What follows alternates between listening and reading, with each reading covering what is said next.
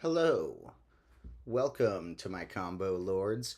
Today I needed to do a little later than usual live video that I was thinking whether or not I was going to do it live or not, but it was a little dark to figure out the lighting situation in our classroom, so we don't have our outdoor vibe with all the clocks. We're here in my room, but don't worry, we do have a few clocks. I've gotten some new stock clocks, so we will make sure that we can put a couple new clocks in the background. Now, part of why I've gotten some new clocks is that this weekend I've been celebrating my approximate 30th birthday. I'm not going to say the exact date it is, but it's within a week in some direction of when this is going down.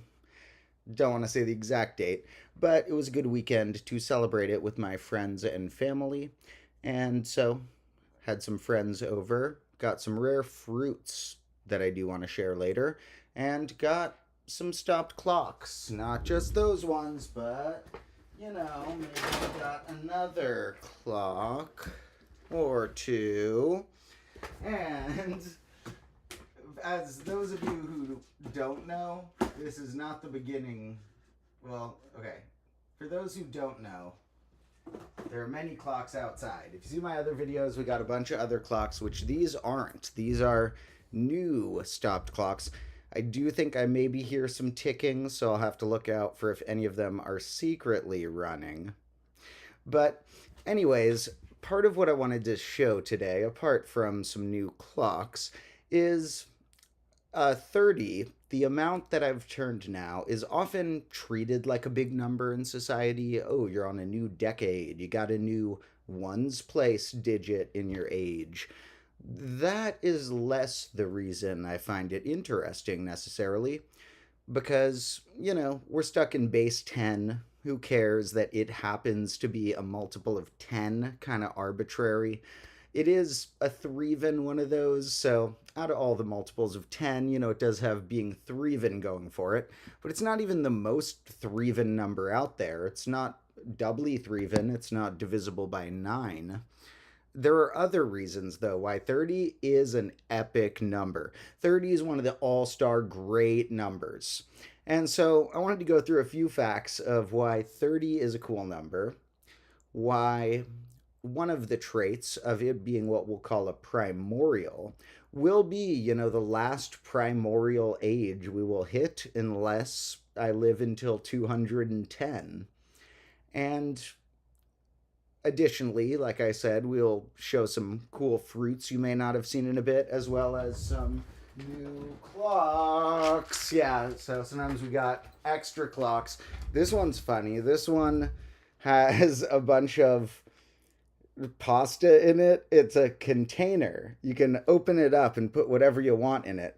A lot of these clocks were used or even free, and the last owner of this clock put pasta in it. Okay, so I'm probably not going to eat that. We're probably just going to have to toss that. We'll see, maybe find a way to see if maybe we'll test one for how stale it is. But probably going to toss them and not eat them. Probably refill this with something like dice, I'm thinking. Now, apart from those clocks, we will get into... funny enough, I will note on that topic that last year, too, I was getting started with combo class. I had been filming combo class for a few months or half a year at that point, but I'd only recently been releasing any of it. So as of last birthday, when I was a year or two ago, my life was a lot more of a mess than it was now. We caught up real quick. And just a year ago, in terms of this stuff, it's funny to think about. Maybe I'll pull up in a graph in a bit, but I think that this channel had this channel didn't exist a year ago. And then I think the combo class, the main channel I have, even though it has less subscribers, remember everyone, the combo class channel is where my main episodes go. And we will have a new one on there in a few days, or maybe tomorrow, probably a few days. And There's also the recent ones linked in the description. But on that channel, I think we had like less than 50 subscribers. There was only a few episodes out a year ago, and none of them had gotten that big. So I think there might have been like maybe about 30 subscribers a year ago. I'll pull up in maybe that graph in a minute. That could be fun.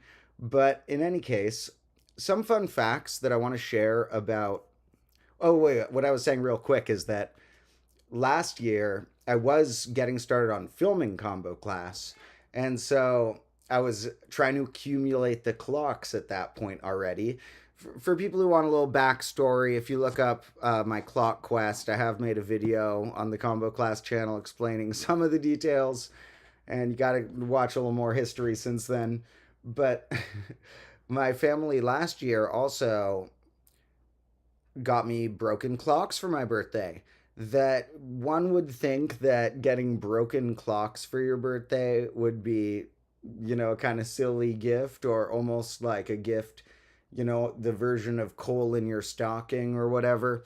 The kind of the gift if you were, naughty or didn't deserve a gift. However, if you get a couple good looking broken clocks and you're the right person, one man's trash is another man's combo. And so, or learning tool and visual tool. So my family knew that broken clocks were actually a good gift for me last year, as well as this year. And since I think my family knew in advance this time, between my parents and my brother, that I was gonna want broken clocks. They had more time to scope out free ones or cheap ones that were lurking around. And so we've gotten quite a variety, like those ones and more ones. Yeah, we got more and more clocks. So got another broken clock, and yeah, none of these are the ones that are already in the classroom. These are all new, going to join the classroom. Here we go. Now, we're gonna have, we have practically a dozen clocks that we've gotten. Now, looking at the number 30, we have one fun trait is, this is a kind of random one some people don't remember or notice. We've talked about the platonic solids are these shapes that are the perfect dice in terms of not only are they fair, but each of their sides are regular polygon, or we'll call these faces to be clear, because side is a little ambiguous with these shapes. A lot of sources will use side to mean the edge, the little line on the edge. But side kind of implies face also, so we'll try not to use side. We'll try and just use face, edge, and they have one volume each. Or how many vertices could be another. Now, we've noted in an episode that some of these traits are flips of each other, or copies of each other. Like, the cube and octahedron are each other's dual. This one has 6 faces, 8 vertices, and how many edges? 12 edges, I guess. Is that right? 3, 4, 5, 6, 7, 8. Yeah, 12 edges. Now, the octahedron here has 2, 3, 4, 5, 6, 7, 12 edges, same amount of edges, and then a flipped version of how many faces and vertices. The cube had 6 faces and 8 vertices. This has 8 faces and 6 vertices. They even fit inside each other perfectly. If you draw a dot that's the new corner of a new shape at the center of each of the faces and then connect them on the inside, this one would make a mini cube, and this one would make a mini octahedron. You could even spiral it downward. Cube and octahedron, and cube and octahedron. Similarly, well, the tetrahedron, by the way, is its own self-dual. It's, if you do that with this, you get itself, and those traits are flips of just itself. These two are dual shapes of each other. the dodecahedron and icosahedron. So they have some traits that are flips of each other. Like this one has 12 faces and this one has 20 faces. And I know just from their dual trait that they have each other's faces as vertices. So without it needing to count or remember, I can deduce that dodecahedrons must have 20 vertices and icosahedrons must have 12 vertices, each other's amount of faces. So what about the other trait? Remember, these had the same amount of edges. These two had 6 edges. Oh no, 8 edges these had. Well, we have 30 edges on each of these. 2 of the most classic dice shapes, the 12-sided die and the 20-sided die, both, due to being each other's dual shape, have the same amount of edges, which is 30 edges. I don't know if I have one of those dice around here. It might be on the... I mean, I have plenty in the classroom. But, you know, here we're compensating with... We don't have all of our dice carpet out there, all of our clocks. Just a few clocks, you know. Just, you know, a couple new clocks.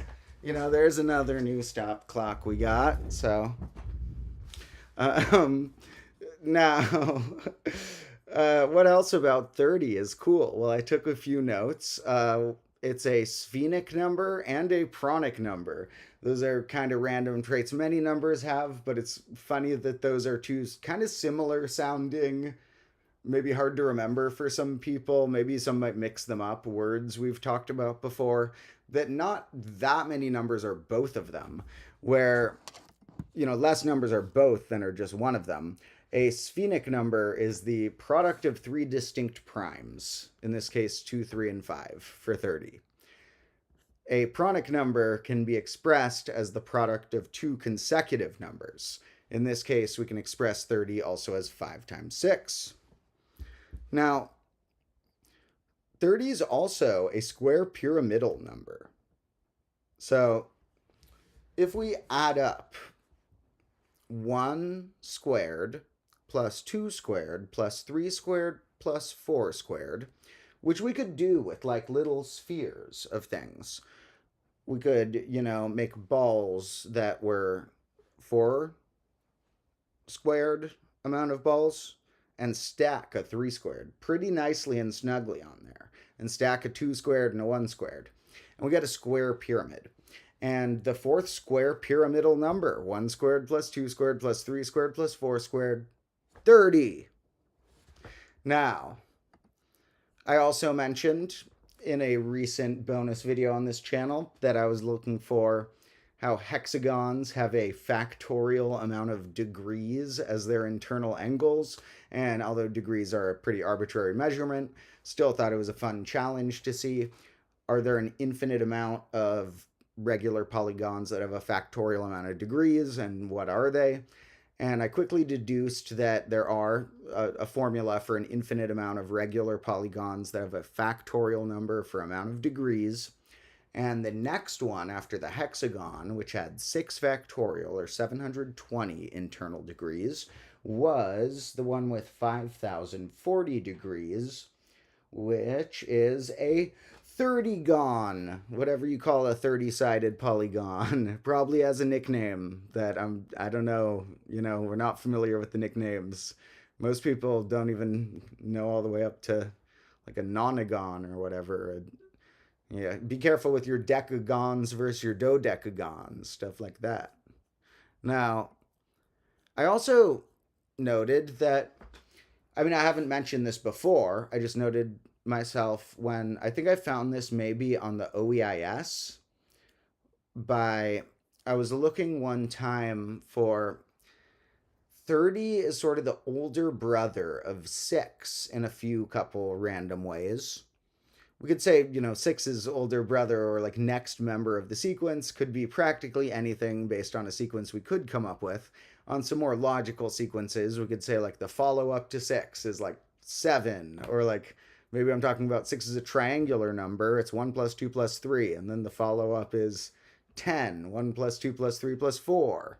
Or maybe I'm talking 6 is a factorial, and I'm like 1 times 2 times 3. The next one of those, 24. You know, those are 6's older cousins of different sorts.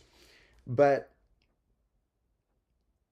one that's cool is that 6 is what we're going to.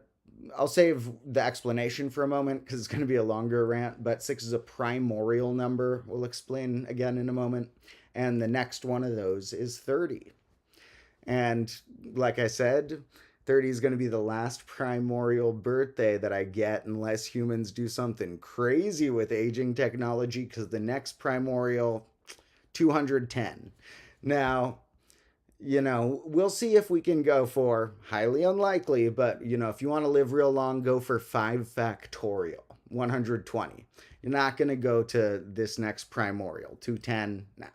But you can still find a lot of cool numbers on the way. We will be at the last primorial.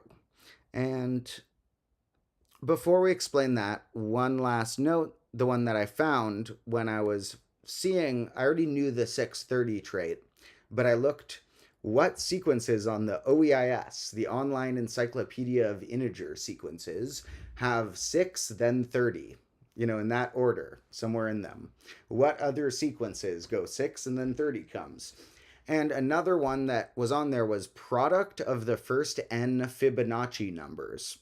And it's true that you can note that, you know, if you're multiplying up the first Fibonacci numbers, they're like, you don't count 0 because that's the 0th Fibonacci number. So you kind of get a loophole by saying I'm going between the first Fibonacci number and upward. That is actually something, you know, you could have named them one later, but they're named so that the 0th term is the one called 0. Remember that for the next combo class episode, which might be about Fibonacci numbers and might even relate them to some modular arithmetic in the form of clocks, such as all of the new clocks we got. Yeah, all of these stop clocks. So, stop clocks are going to be added to the classroom clock quest. So now, you know, we've gotten a good percent added to our clock collection once I add these out there. Now, those are the random traits. Oh, well, and I also want to note 30 is almost highly composite. It's a really divisible number. It's not on the highly composites list because 24 is so divisible that 30 is as divisible as 24, but to be a highly composite number, you got to break the record of everything below you. So 24 was so efficient that 30 did not make it on the list. But you know, the factorial bumped out the primorial. And I believe 6 is the don't quote me on this one, but I'm pretty sure that I read 6 is the largest primorial highly composite. I do know that 5040 happens to be the largest factorial highly composite.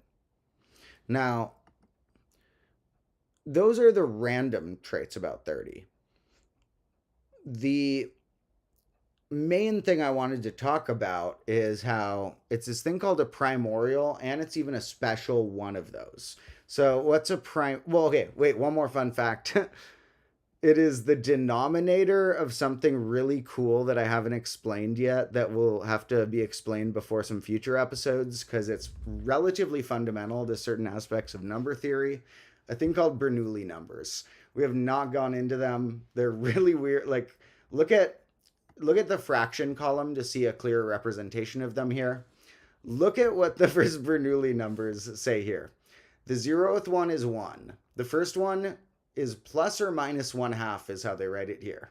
Usually you'll see the source either say 1 or negative 1/2. Or either say 1/2 or negative 1/2. Then you get 1/6. Then you get 0.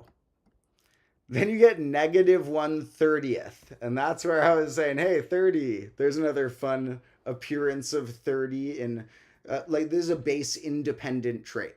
All the things we were mentioning as my fun facts about it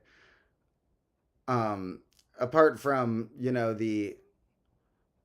well, I guess even the 30 gone thing was degree dependent, but that's not base dependent.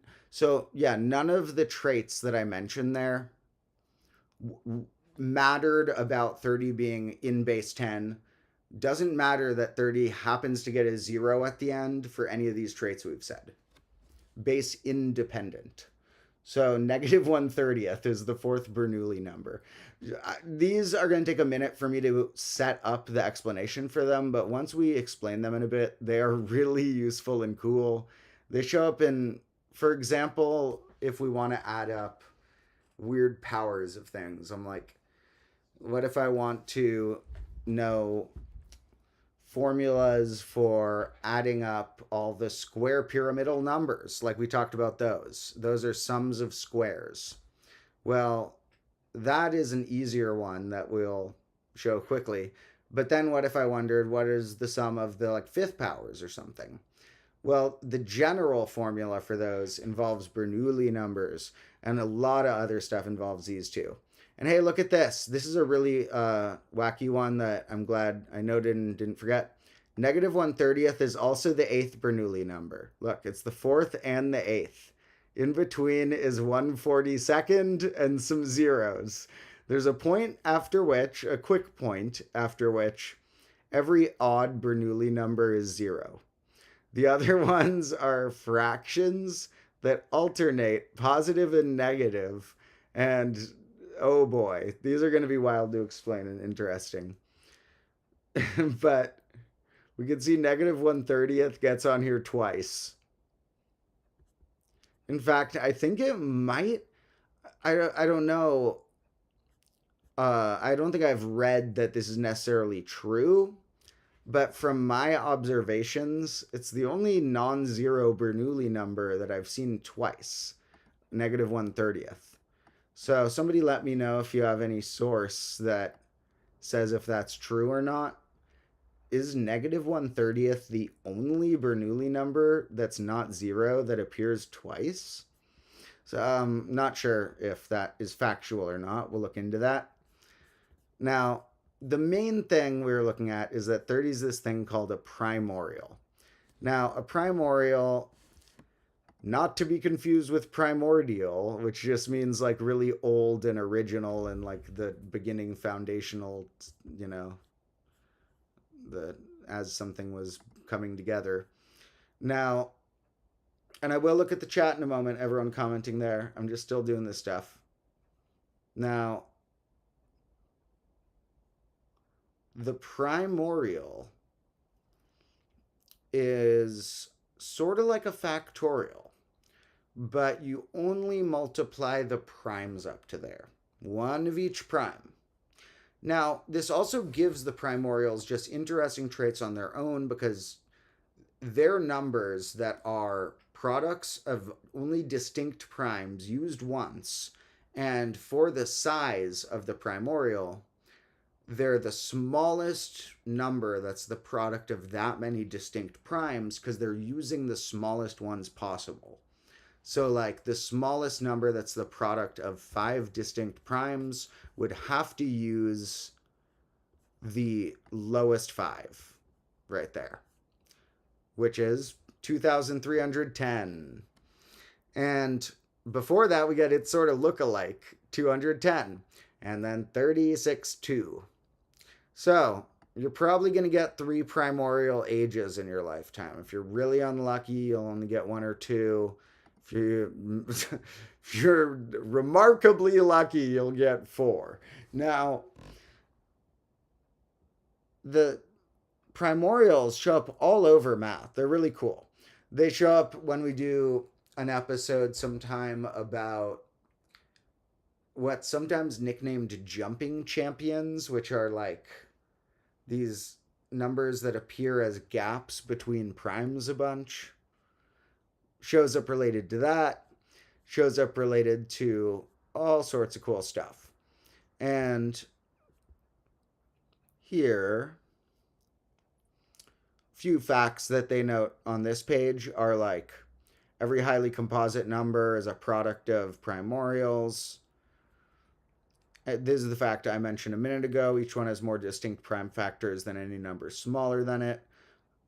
For each primorial, the ratio of this, which is how many numbers smaller than it share no factors bigger than 1 in common with it, divided by itself for any lesser one.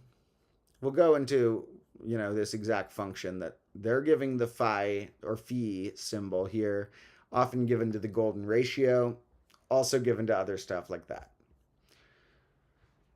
Here we note that if a function is what is called completely multiplicative, then knowing its values at primorials basically defines it, because you can sort of backtrack to the primes, and the primes give you all of it, because it's of what a completely multiplicative function ends up meaning.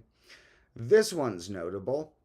Base systems like base 30, and it says not to be confused with the primorial number system, which is where the places are like, this is my 2's place, my 6's place, my 30's place, my 210's place. Whole nother story. Those are weird because then you have to change how many digits you need per place, or how many symbols.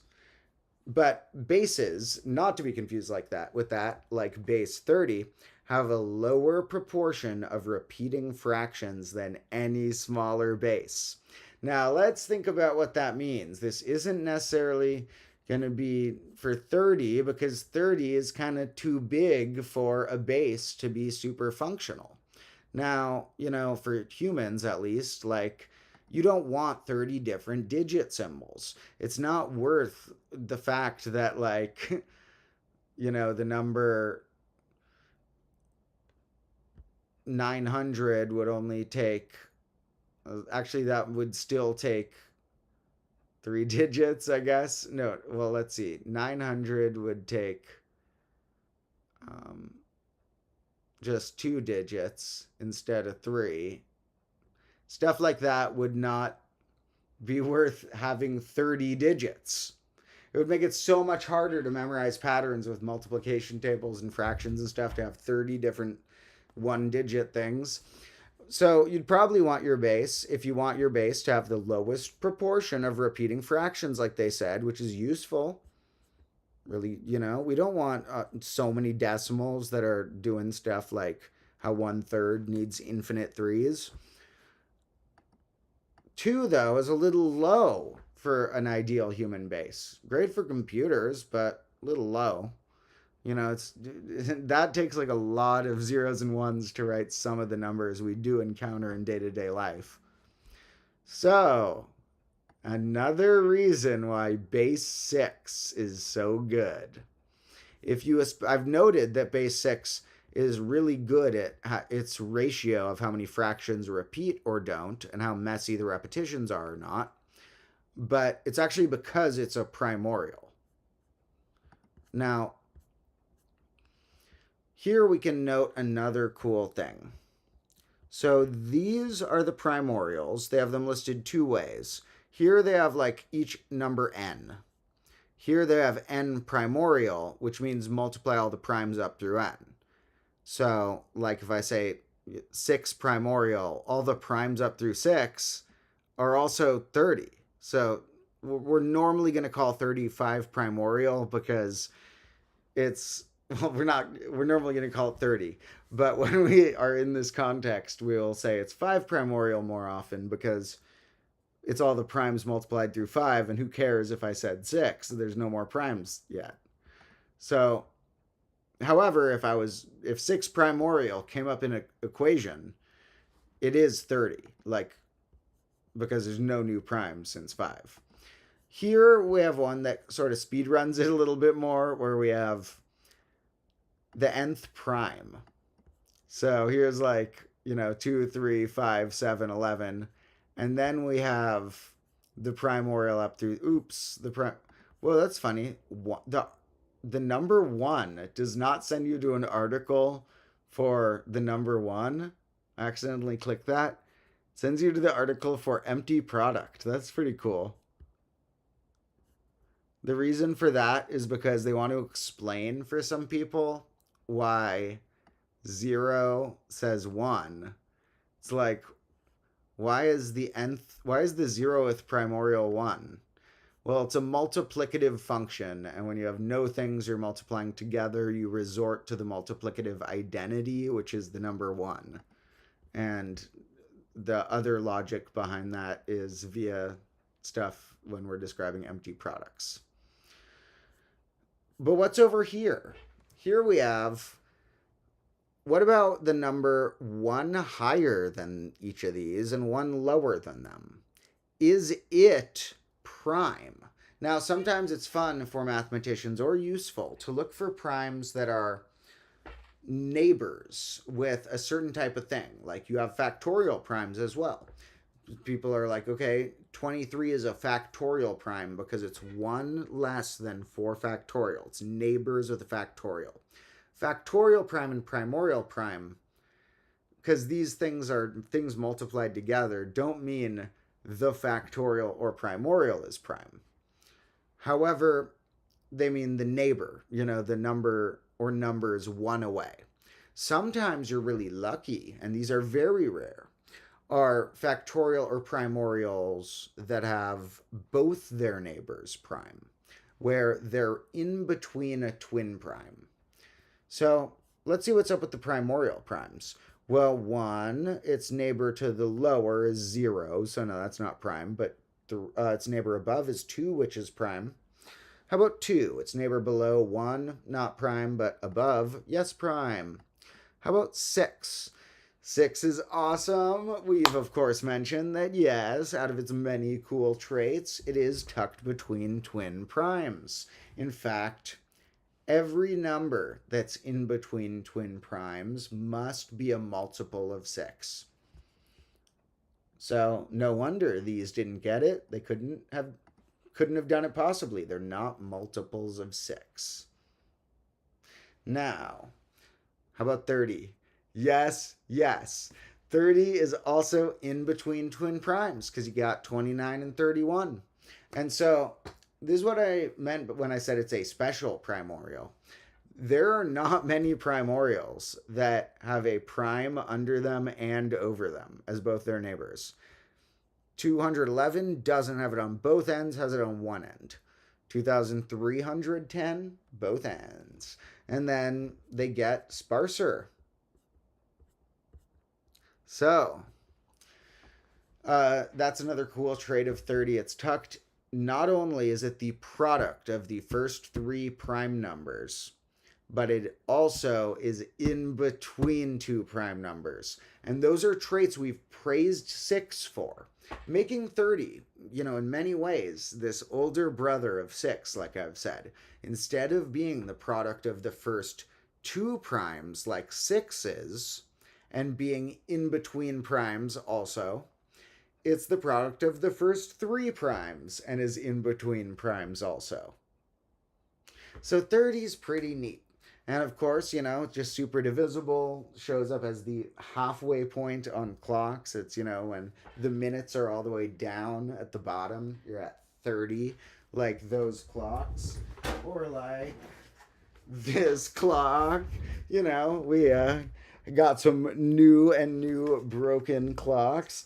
Now, this one is cool because not only does it have our normal 12, they added more numbers, but they're not minutes. It's like a roulette wheel. I don't know what this was for, if it's just aesthetic or if there's any way to get a ball in there or something, but pretty cool. Not only is, not that I endorse playing roulette, it's, always rigged in the favor of the casino, but it's, fun look, games in general like that. If you took away the gambling aspect of it, sort of just fun to envision its representation of either games or of attempts at randomness. And the ones who think my videos have been cursed because the number 666 came up a few times aren't going to like this one. I said that the 666 is the 36th triangular number, and there are exactly 36 numbers on a typical roulette wheel that they copied outside there. So if you add up all the outer numbers, it's 666. So, there. we'll set them just back there for a bit. They will be relocated to the classroom before long. There's also some other cool stuff that will be set up there. There's a cool bird feeder thing that a viewer, George Carozzi, sent that will be set up before too long.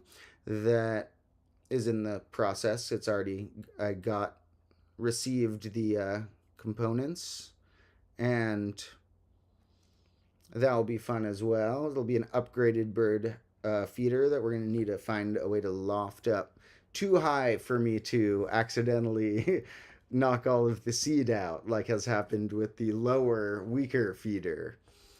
Now, let me take a peek at our comments before we look at some other stuff, but just so you know, if you want to read more about this, sometimes it is good to read stuff on Wikipedia, which I use often for the charts on my streams, are really helpful. But I don't mind their explanations either. Don't trust them with your soul. If you are really interested in what you read there, look it up somewhere else too. But usually right. So, I mean, not necessarily with every subject. With math, I've found they're usually right, at least. So, if you are curious, you could look up primorials, not to be confused with primordial things, or you could look up primorial primes. Now, let me take a peek at our comments. Thank you all for joining me and wishing me a birthday. Although, like I said, I'm not going to confirm if today or yesterday or tomorrow or when exactly is my birthday. Sometime close to today, if not today. Don't want to be too specific and give everyone every info, but this is the weekend I've been celebrating it at the least, and I appreciate it. Birthdays are pretty random, but to a degree, the calendar is close enough-ish, apart from the leap day deal, close enough-ish that it's been about exactly 30 of a certain sort of rotation of the sun. Or I guess, is that a revolution of the sun? Yeah, 13, because rotation is when it goes around on its own axis. So it's been a lot more than 30, that would be 30 days. Some months have 30 revolutions. No, 30 rotations. My life so far has had just about 30 revolutions, somewhere around. The calendars are a little off anyway. Now,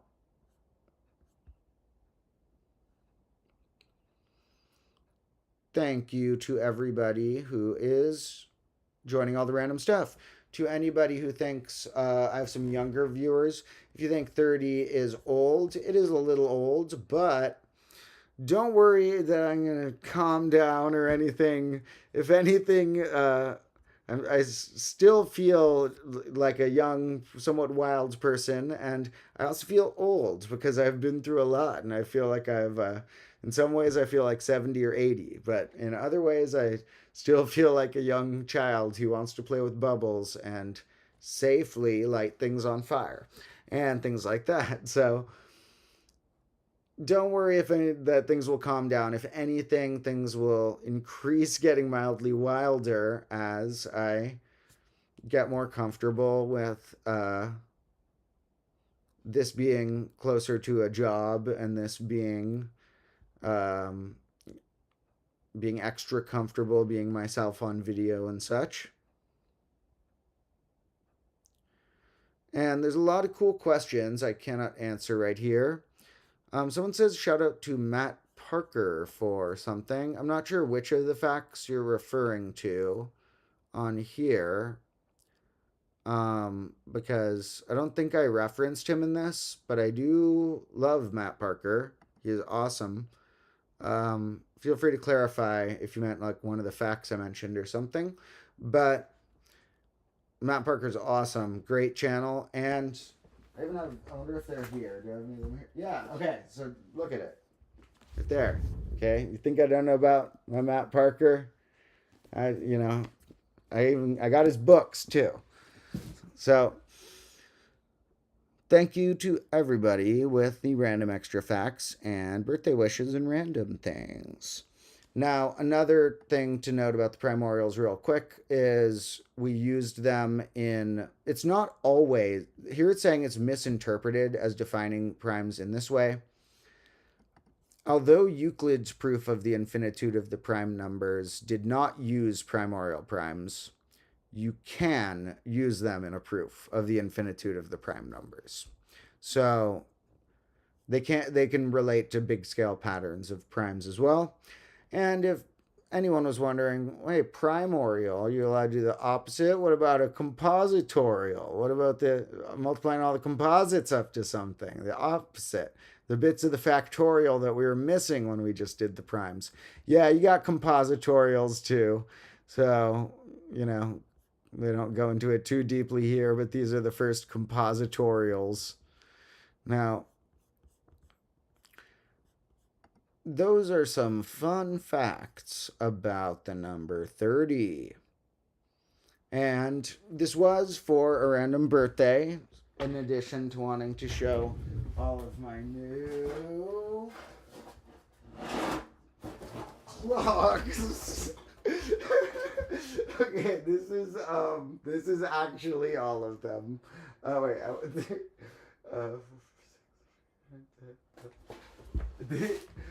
that should be actually all of them.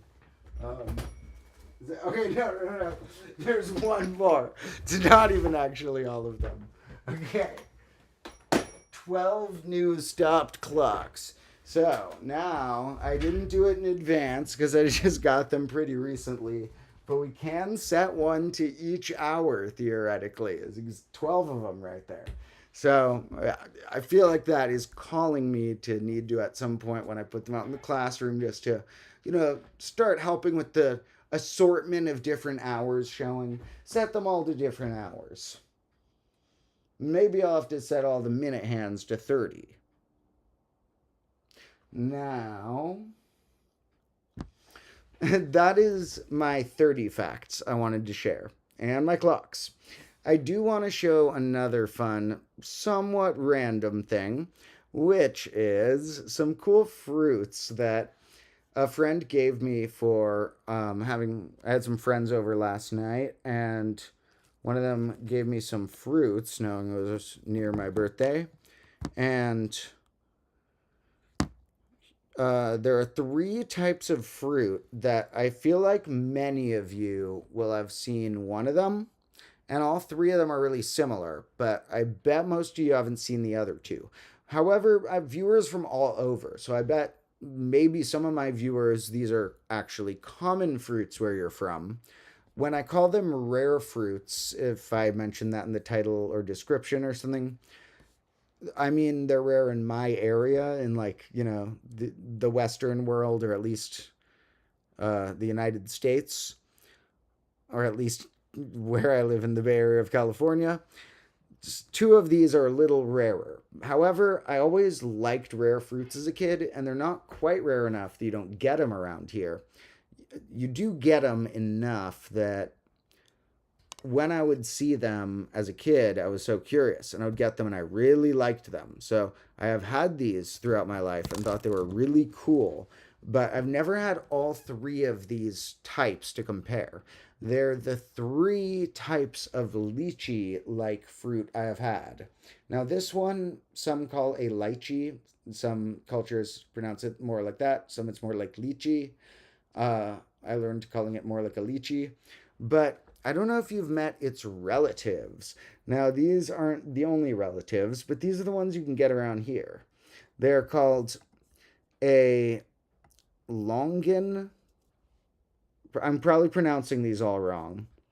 So I'm just going to go for it and just say the words however they look like they might be pronounced. You have the lychee, you have the longan, and you have the rambutan. Now, those are 3 of the fruits. The reason I pulled open this thing is because they're all in this is a family of plants known as the soapberry family. Who knew that lychees were in what's called the soapberry family? Well, they're cool. I don't know if people have had these, and if you if you're not used to, we're going to start with the more common one. If you're not used to, I'm cutting open that outside with a knife a little bit so I can peel it a little more. They like leak some juice, so kind of gotta like drink the juice while you peel them. Now, this is the lychee, and for those who haven't had these, they're super interesting. They're just different than a lot of the normal fruits you'd get. Like, some fruits come in like families of not only botany but taste too, like an apple and pear. You can get the vibe they're from something similar, a peach and a plum. But these three are like similar to each other, but they're quite different than all those others. They're a sort of almost gelatinous, translucent, really sweet tropical tasting thing with a big seed in it. Now,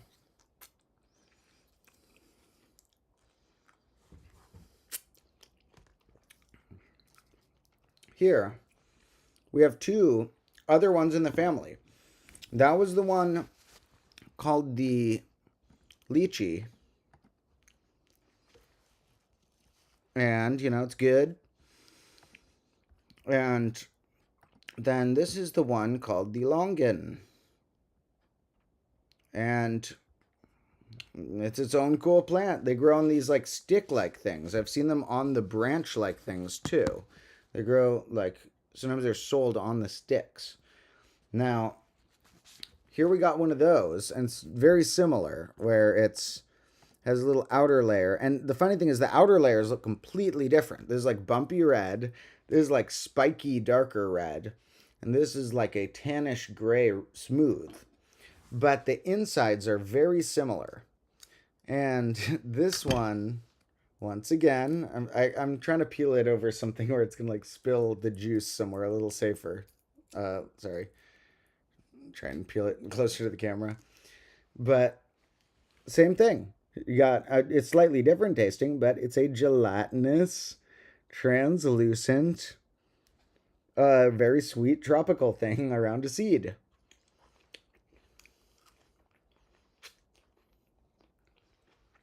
And finally,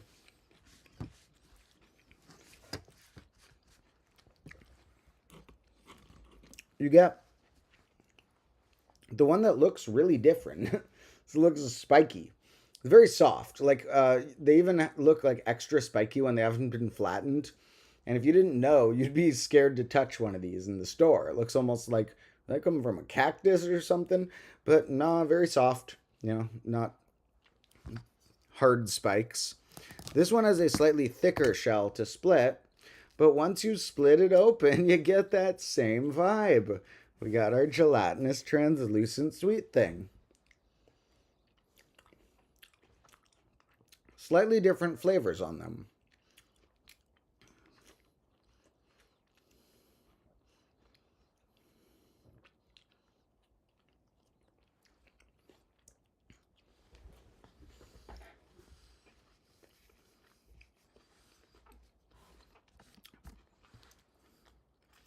So, those are really good. I recommend them. Ever come across those in a store, check them out.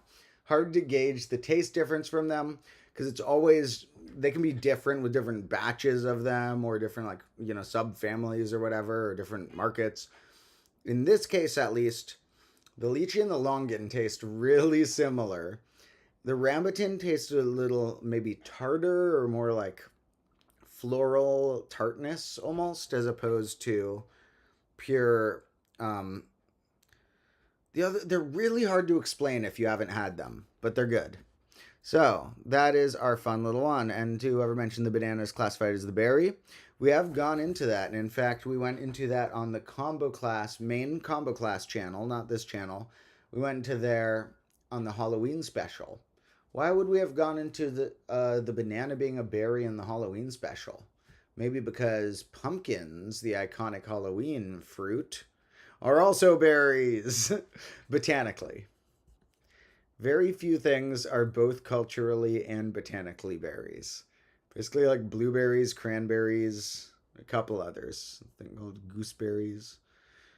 Now, Thank you to everybody who's joined me for this. I am going to wrap up our stream pretty soon, probably at midnight, or maybe when the stream is an hour, maybe just at midnight, because I didn't have a major plan right now. I sort of just envisioned, I wanted to share some fun facts about 30 that I've been thinking about. And I wanted to share my clocks, and I thought it'd be funny to get them out throughout the course of the whole video without mentioning it at first. And I also wanted to just chat with my folks. I haven't gone into any philosophical thoughts about hitting 30 much, which I'll do in a future stream or video. My 20s were quite wild, and I do think my 30s will be better and easier, maybe, even though when you get older, things can be harder in certain ways. I had a pretty hard 20s in other ways, and I think that if anything, my 30s might be easier and cooler. So, got a lot of cool plans coming up.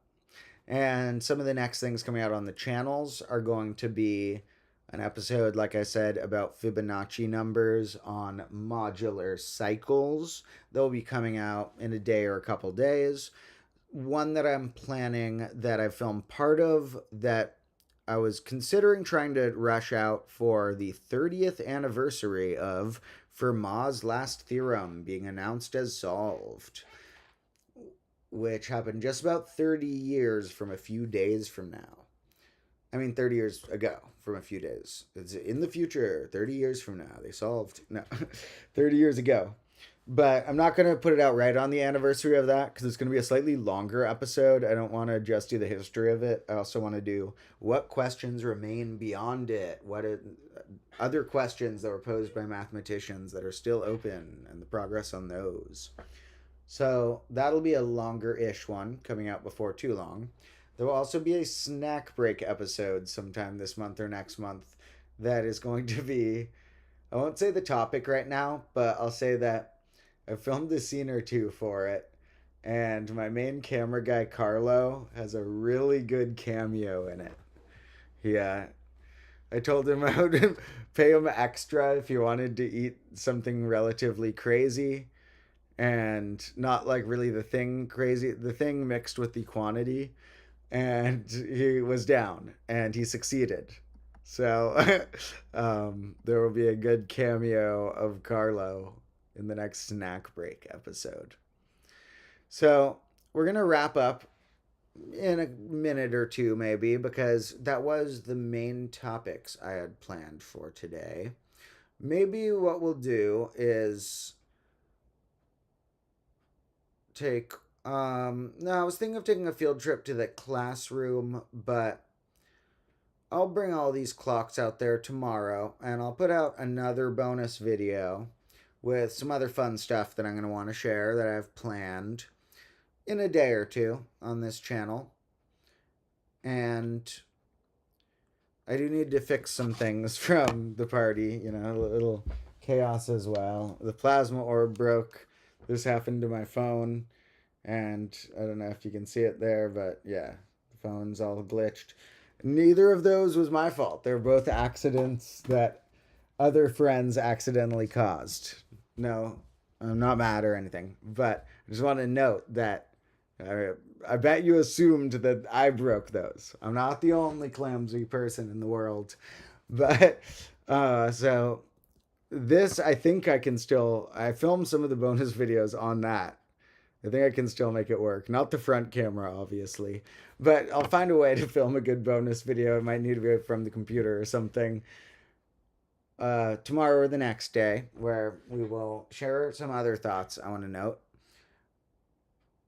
Possibly some things either in the next stream or video related to some things I learned throughout my 20s.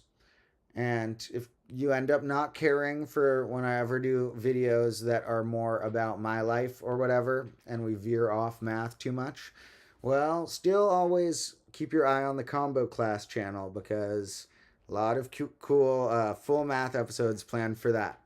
I've been picking some of the math topics that I keep wanting to put in streams, and some of them I button my lips about because they're going to be cooler when you see the arc that I have the episodes on the full full episodes I make when they come out, certain topics, it's almost like spoilers I don't want to say, talking about certain things on the streams.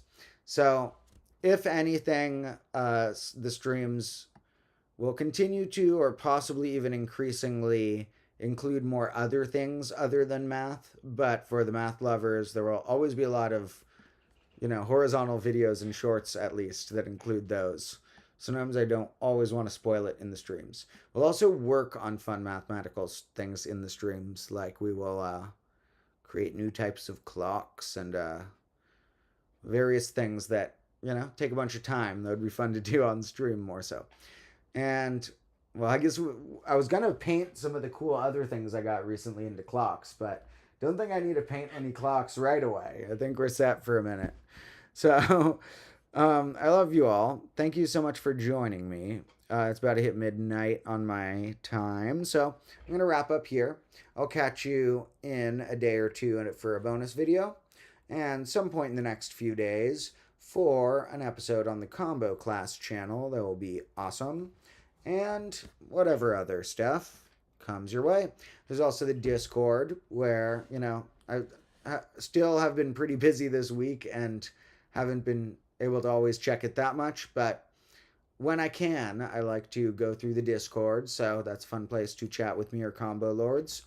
And there's also, for extra helpful people, a Patreon, which is helping the people on there a lot, helping me transition toward this being my job and this being what I can continue to make, even more than the amount of content, or, the amount of content I'm making, but even better on these channels. Make sure you're also on the Combo Class channel too.